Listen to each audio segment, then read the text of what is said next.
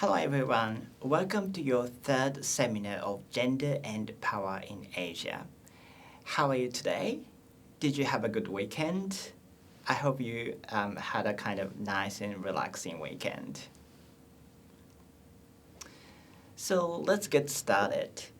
What we're going to do today is to investigate and critically think about the issues of ownership, agency, and state control of gendered bodies, and stereotyped perceptions of Japan or Asia through a Western lens, and consider a specific Asian example of innovative intake of feminism and a backlash from more traditional feminists. So what we did last week, I hope you remember, we looked at women's movement. So here's a kind of simple definition of what feminism is. So it is a movement to seek freedom, equality, and rights of women, and its ultimate goal is to achieve equality between women and men. Asian women activists dislike the word feminism. It was associated with Western feminism that was caricatured as aggressively individualistic, anti-male, anti-children, and therefore anti-family.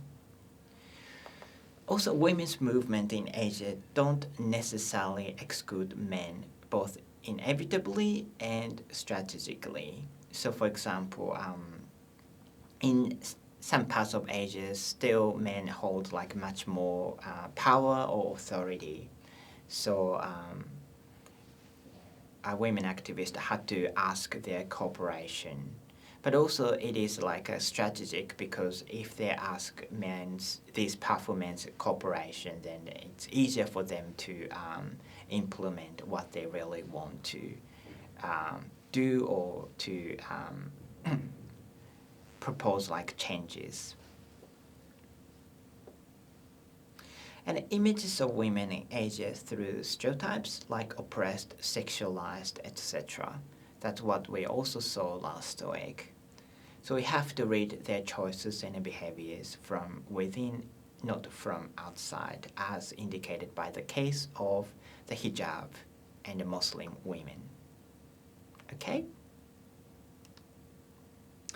What we're going to look at today is to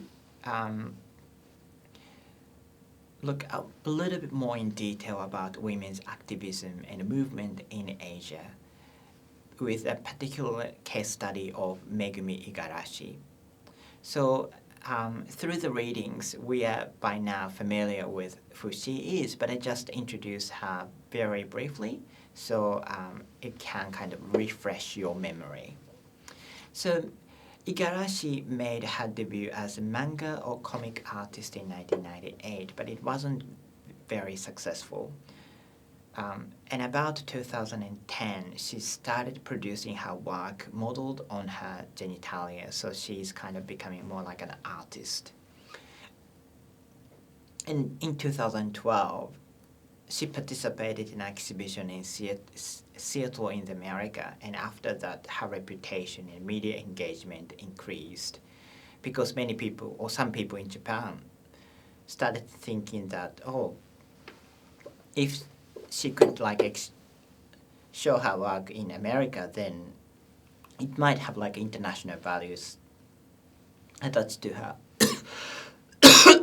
Excuse me, attached to her work. And in 2013, she launched her crowdfunding campaign to gain funds for the making of Mum Board, which you can see in this picture, in this slide, which achieved 194% success. So it's not only 100% success, but she almost earned double of what she wanted through crowdfunding. And this Mum Board was obviously modeled on her genitalia or sexual organ. And she had the launch of the board in March 2014. In July 2014, so after like about 4 months, or 4 months after the launch of the board, she was arrested for the first time. and she was released on bail after 6 days. In December 2014, so about 5 months later, she was arrested for the second time, and now she was released on bail after 25 days after 25 days. So she was detained for 25 days. In April 2015, her trial began in Tokyo District Court, and April 2017, Tokyo District Court handed down a mixed verdict. Igarashi is not guilty of displaying obscene materials publicly, so she was charged for displaying her work, which obviously were modeled on her sexual genitalia in a sex toy shop for women in Tokyo. But she was found not guilty for that. But she was fined approximately 4,000 American dollars for distributing the 3D data over the internet, which she distributed as a kind of token for her thanks for some of the participants who contributed to her crowdfunding.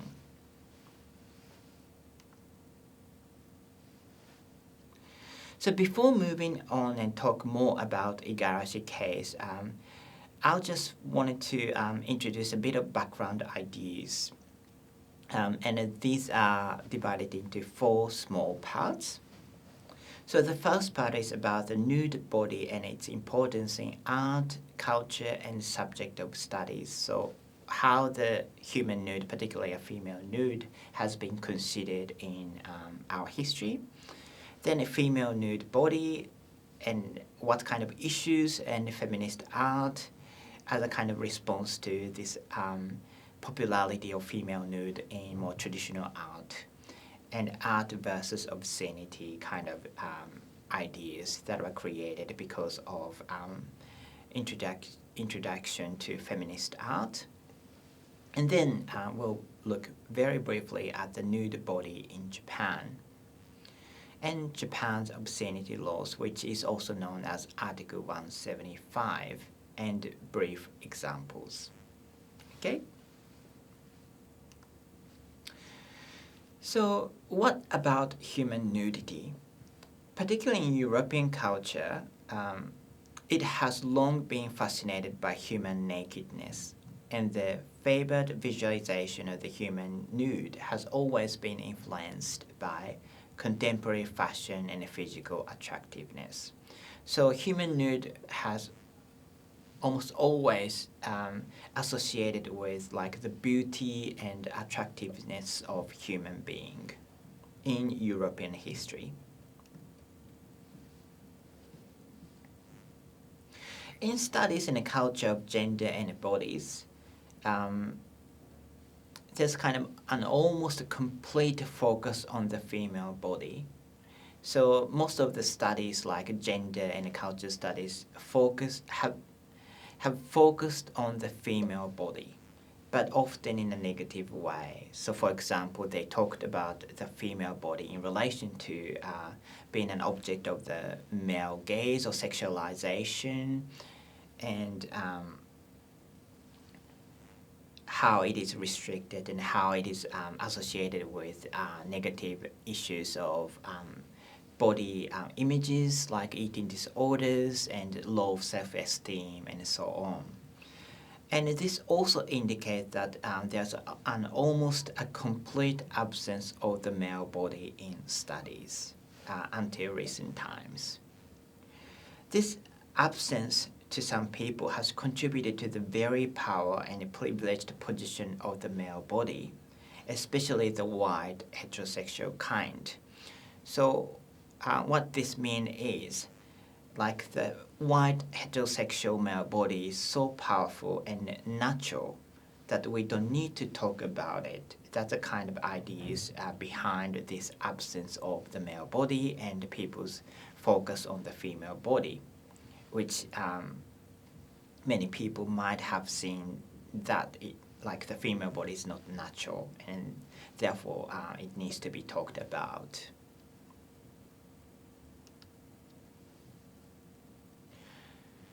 And the female nude body has been one of the most popular object or the subject in European art world. So more than any other subject, the female nude connotes art. So it's almost like the female nude body becomes an art.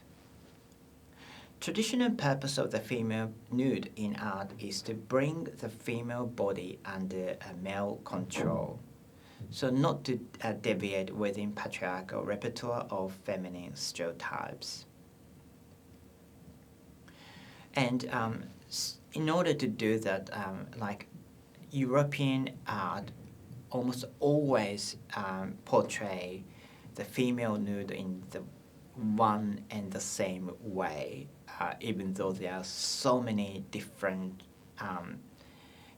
artists portray the female nude across like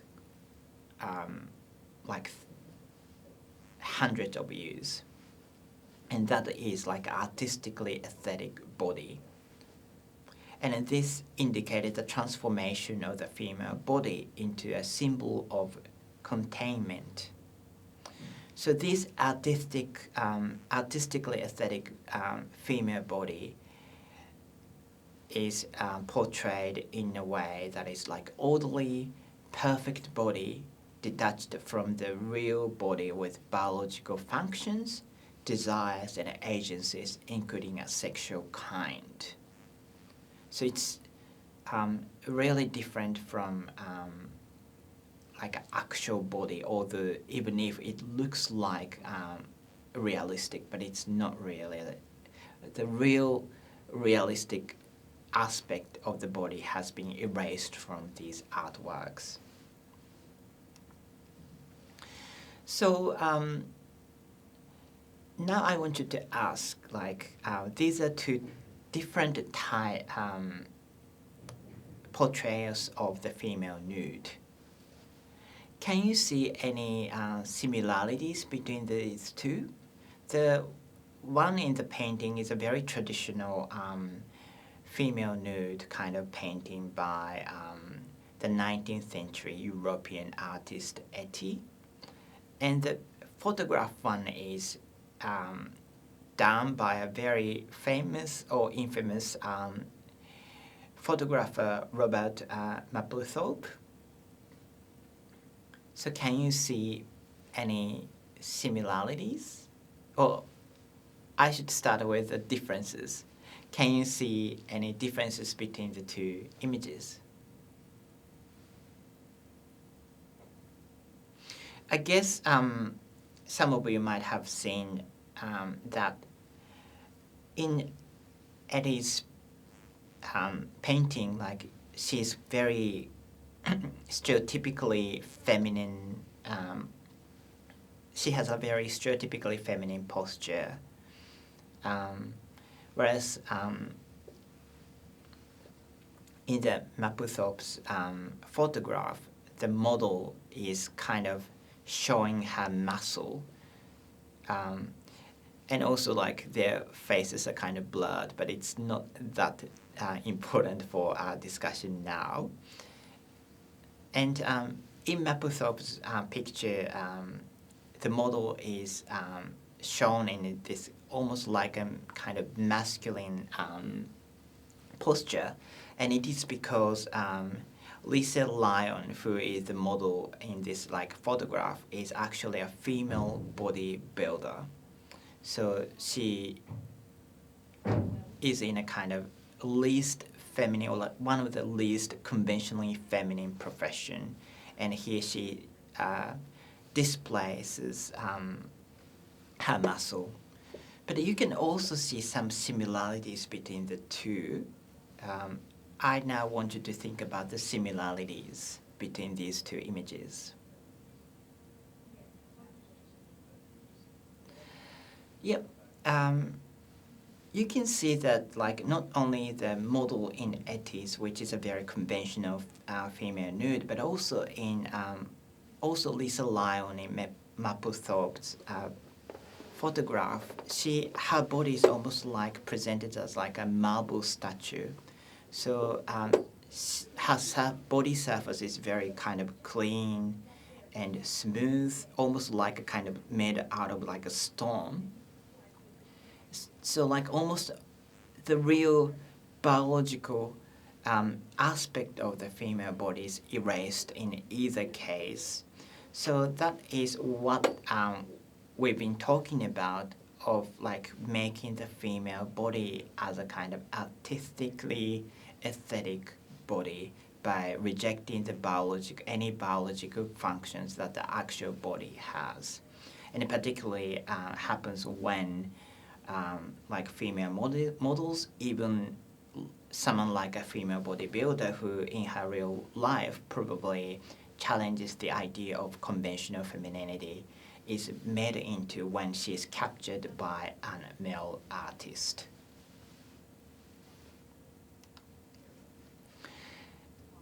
And partly in response to this practice of making the female body into like an aesthetically artistic body, feminist art was introduced in the 1970s with a kind of slogan, "Our bodies, ourselves." And this is actually a slogan made by women's movement in the 1970s. So the purpose of feminist art is to claim or take back the female body, pleasures, sexuality, and expressions to themselves. So claiming the right to self-representation. So not only these female bodies captured and represented by male artists, but women have their own rights to represent their bodies as an art. And also, another purpose of feminist art was to make the bodies of women whose bodies do not conform to the male-created ideal and hence invisible in traditional art, and make it like visible. So not only those bodies that are considered as artistically aesthetic body by male artists, but feminist art was interested in representing different types of female bodies, some of which had obviously associated with showing more kind of biological function that all women have. So in a kind of simplest term, feminist art has a dual function as a critique of existing values and in the construction of new and progressive meanings for the female body. Okay? And this attempt to represent female bodies that have like actual real biological functions, unlike the male created aesthetically pleasing body, has brought into the kind of debate that is art versus obscenity. For feminist art critic and curator Linda Need, art is being defined in terms of the containing of form within limits. So that's what a male artist have been doing on the female nude. But obscenity is defined in terms of excess as form beyond limit, beyond the frame and representation. So art that represent images and aspects of the female body that are normally hidden from mainstream culture demonstrate the precarious nature of cultural definitions of art and obscenity.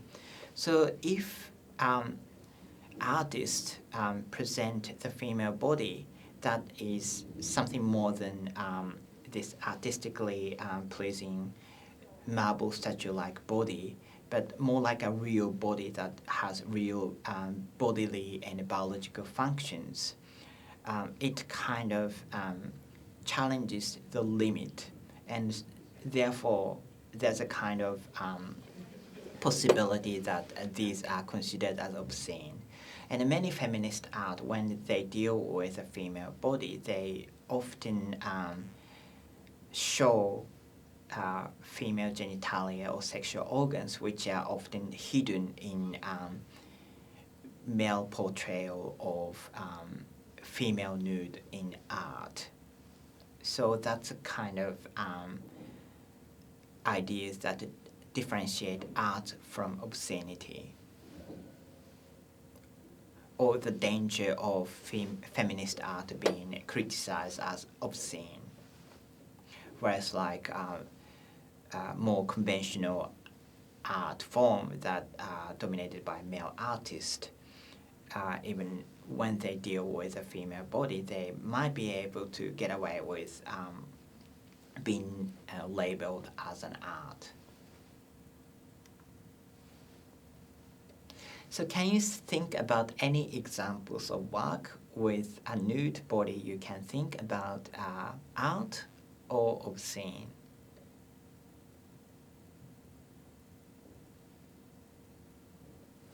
Okay.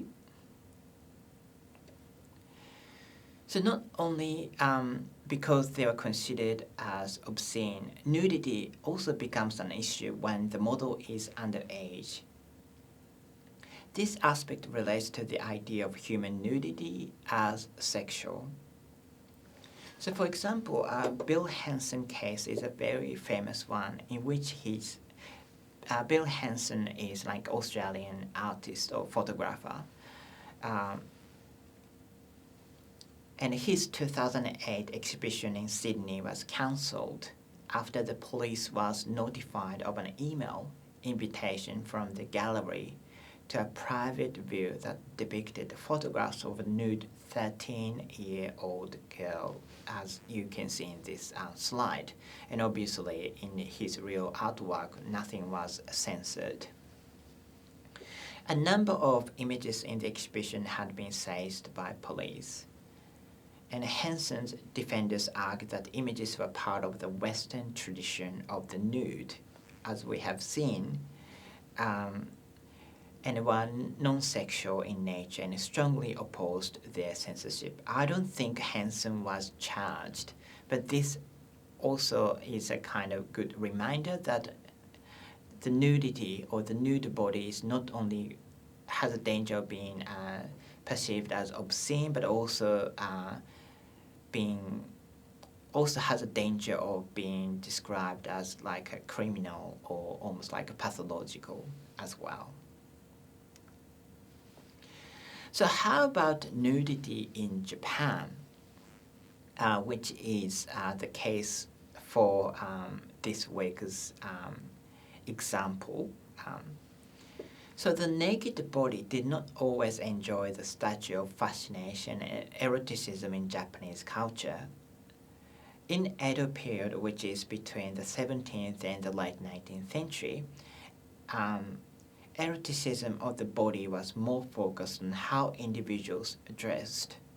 So if a person dressed himself in the clothes of a certain gender, they became a true representative of that gender. So as you can see from this quote, wearing clothes was very important for people's erotic desires in Japan until Japan reopened to the West in the late 19th century, like 1868. So actually nudity and the shape of the body have not been important in Japanese aesthetics until the European arts and values were started to be introduced in the late 19th century. And you can also think about how Hong Kong is, is it similar to Japan or is it different to Japan?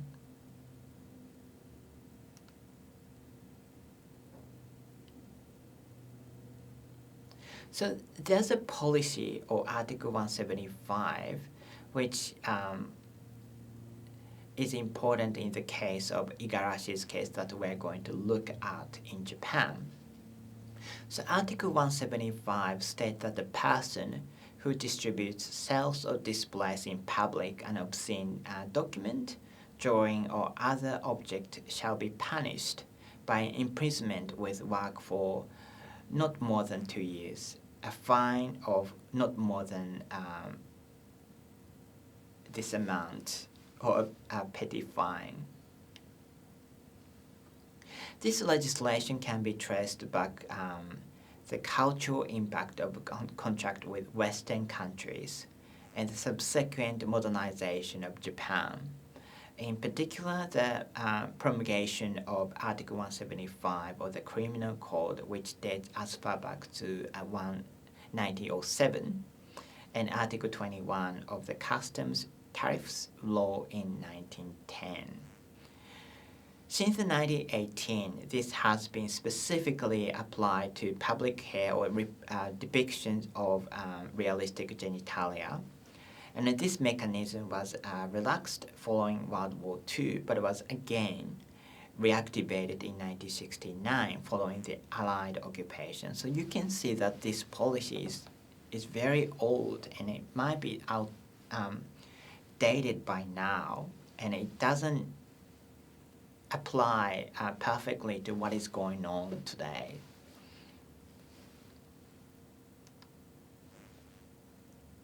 And the Supreme Court, for one case, declared obscenity, or one case that was tried with Article 175, declared obscenity was anything unnecessarily sexually stimulating, which damages the normal sexual sense of shame of ordinary people, or is against good sexual moral principles. So the article itself was supposed not to talk about the human nude or depiction of genitalia themselves, but something that are portrayed in a way that arouses sexual desires, which might not be applied equally to all the cases in Japan that are tried by Article 175, unfortunately. So what are examples of obscenity laws or Article 175? We're just going to look at what has been censored and what has been not censored. And the one very major example of the case that has been censored or found guilty was Lady Chatterley's Lover trial in the 1950s. So how many of you have read Lady Chatterley's Lover, which is a British novel? Well, it doesn't matter. We are not going to talk about it. But Lady Chatterley's Lover as a novel was first published in Japan in 1935, but it was an edited version, so there's nothing to be censored. Those aspects or parts that needed to be censored were not included in the first version. But the first publication of the complete translation happened in 1950, like the complete translation. And it was deemed obscene in 1951. And after a kind of long and heated trial, the novel was found guilty of obscenity of the Supreme Court and a subsequent ban in 1957. But for the next 15 years, people's perception of Lady Chatterley's Lover changed. An uncensored version was reissued in 1973, and now you can access to this novel anywhere in Japan. And one Japanese prosecutor on the novel has said that which produces a sense of shame in a normal Japanese person who encounters in public an image or text whose primary intention or effect is to stimulate desire. So it's very similar to what a prosecutor said in more recent case that we've just seen in the previous slide. So what is permitted under this current Article 175? There's one case which was permitted, and that was Robert Mapplethorpe's case again. So what happened was, in 1994, a publishing company in Japan published a photo book of Mapplethorpe, which contained male nudity, like this one. I hope you don't find this image too shocking or anything. But anyway, this photo book was published without being censored in any major bookstores in Japan in 1994. And in 1999, the publishing company owner, traveled to the US with this photo book. I don't know why he took this photo book with him, but anyway, on his return to Japan, he received a warning at the Narita airport, or an airport in Tokyo, that the book is subject to obscenity. The owner brought this case to the court, arguing that it is absurd to regard a publication which is already distributed legally in Japan, and therefore regarding this photo book as obscene was really absurd. In 2003, Tokyo High Court supported the claim of Tokyo Customs, so the court found the photo book to be obscene, but this guy was very passionate, so he brought and he continued fighting, and in 2008, after a very long trial, Supreme Court decided that it should not be regarded as obscene. So now the photo book is not considered as obscene in Japan. So these are what have been happening in Japan, and you can see that it is really kind of difficult to predict what will be perceived as obscene and what may not be perceived as obscene in Japan as far as this Article 175 is concerned. So now let's move on to have a look more about Igarashi, or Megumi Igarashi. First, I want to show you this video of Igarashi, and to give us more kind of ideas, like clear ideas of what she is and how she does her artwork. Okay?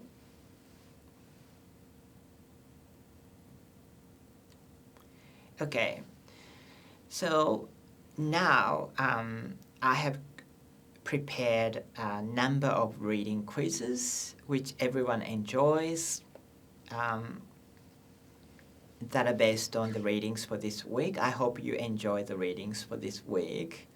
And also we have a couple of activities, in-class activities that we can do to allow us to think more critically about Megumi Igarashi and her artwork, whether it is considered to be an effective feminist art, or is it too naive, or is it art, and that sort of things. So we can learn more about, and we can think more critically about these through these activities. So now I'm going to hand over to Olive. And I'll be back at the end of this seminar to talk a little bit about what we are going to do next week. So enjoy your quizzes, questions, and activities.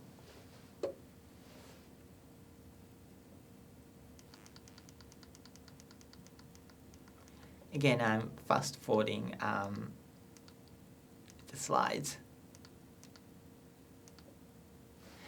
Okay, I'm back. So I hope you had a really interesting discussions and activities.